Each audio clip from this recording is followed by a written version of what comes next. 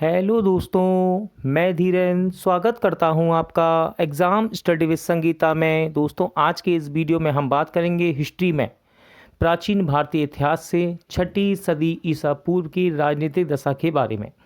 दोस्तों, इस वीडियो को आप एक क्विक रिवीजन के तौर पर देख सकते हैं। यदि आप एग्ज़ाम से पहले कम से कम समय में क्वेश्चन देखना चाहते हैं कि 6ठी सदी ईसा पूर्व से किस प्रकार के क्वेश्चन पूछे जाते हैं, तो आप इन टॉप 30 क्वेश्चन को देख सकते हैं।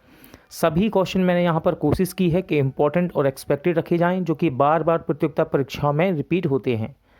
ये वीडियो यदि आपको अच्छा लगे, हेल्पफुल लगे, तो प्लीज़ वीडियो को लाइक और शेयर जरूर कीजिएगा। और यदि अब तक आपने हमारे चैनल को सब्सक्राइब नहीं किया है तो प्लीज़ चैनल को सब्सक्राइब जरूर कीजिएगा, जिससे कि आपको मेरे आने वाले नए वीडियो का नोटिफिकेशन टाइम पर मिलता रहे। तो चलिए स्टार्ट करते हैं।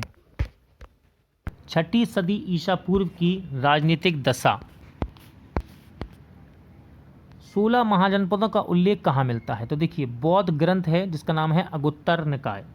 अगुत्तर निकाय और जैन ग्रंथ भगवती सूत्र में 16 महाजनपदों का उल्लेख मिलता है। गोदावरी नदी के तट पर स्थित महाजनपद का नाम क्या था? तो इसका नाम था अस्मक अथवा अशक। खासियत क्या है? दक्षिण भारत में स्थित एकमात्र महाजनपद था ये। ठीक है। प्राचीन स्थान श्रावस्ती का नगर विन्यास का आकृति कैसी थी? नगर विन्यास की आकृति थी अर्धचंद्राकार। ठीक है, अर्धचंद्राकार। प्रथम मगध साम्राज्य का उत्कर्ष किस शताब्दी में हुआ? प्रथम मगध साम्राज्य का उत्कर्ष ईसा पूर्व 6ठी शताब्दी में हुआ था।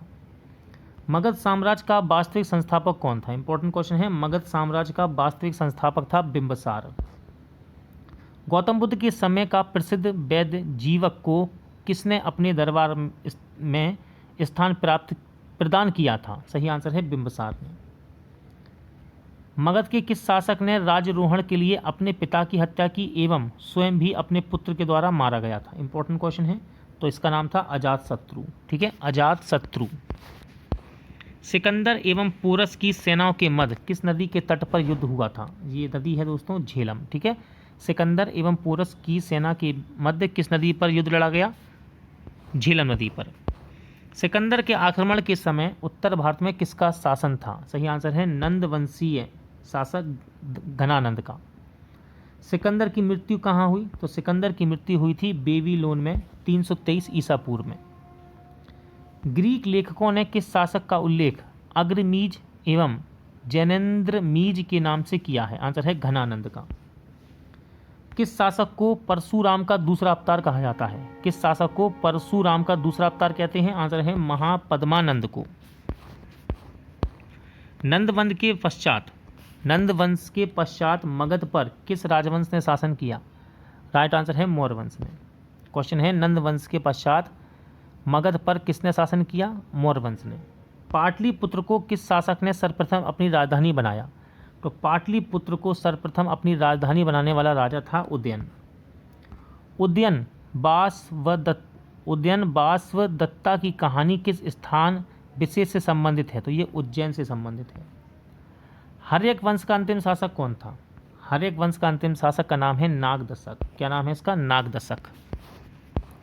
उज्जैन का प्राचीनतम नाम क्या था? उज्जैन का प्राचीनतम नाम है अवंतिका। ठीक है, अवंतिका।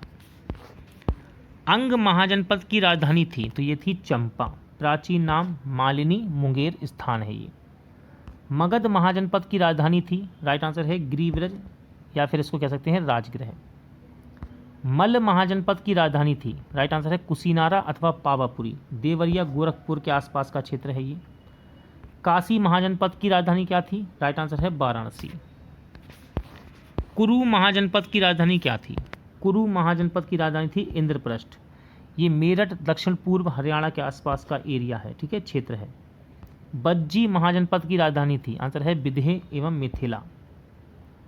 मत्स्य महाजनपद की राजधानी क्या थी? मत्स्य महाजनपद की राजधानी थी विराटनगर, जयपुर। वत्स महाजनपद की राजधानी थी, आंसर है कौशाम्बी। इलाहाबाद बांदा का क्षेत्र है, ये आसपास का क्षेत्र। ठीक है। सूरसेन महाजनपद की राजधानी थी, तो सूरसेन महाजनपद की राजधानी थी मथुरा। क्या थी? मथुरा। चेदी महाजनपद की राजधानी थी, राजधानी है सोथितवती या फिर सुक्तिमती। अशमक महाजनपद की राजधानी क्या थी? तो अशमक महाजनपद की राजधानी थी पोतन या फिर पोटली। गांधार महाजनपद की राजधानी थी, सही आंसर है तक्षशिला, पाकिस्तान। ठीक है।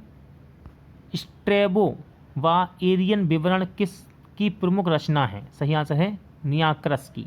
सिकंदर के समकालीन यूनानी लेखक है ये।